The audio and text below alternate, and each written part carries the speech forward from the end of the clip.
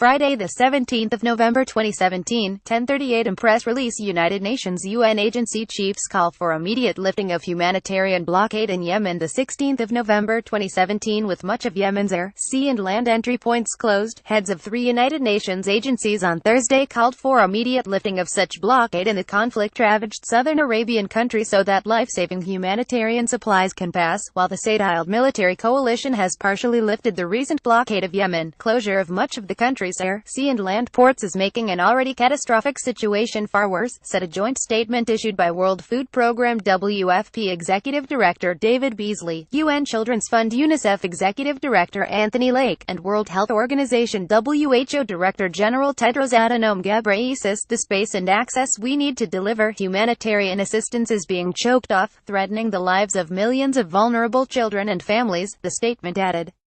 Since 2015, Yemen has been in a conflict between forces loyal to President Abdrabbuh Mansur Hadi and those allied to the Houthi rebel movement. The UN agency chiefs jointly appealed for the coalition to permit entry of life-saving supplies to Yemen, describing the situation the worst humanitarian crisis in the world, in which more than 20 million people, including over 11 million children, are in need of urgent humanitarian assistance. At least 14.8 million are without basic healthcare, and an outbreak of cholera has resulted in more than 900,000 suspected cases. Some 17 million people do not know where their next meal is coming from, and 7 million are totally dependent on food assistance. Severe acute malnutrition is threatening the lives of almost 400,000 children.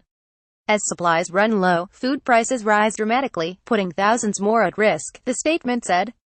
The statement said that all of the country's ports, including those in areas held by the opposition, should be reopened without delay, as that is the only way that uncharted ships can deliver the vital humanitarian cargo that the population needs to survive.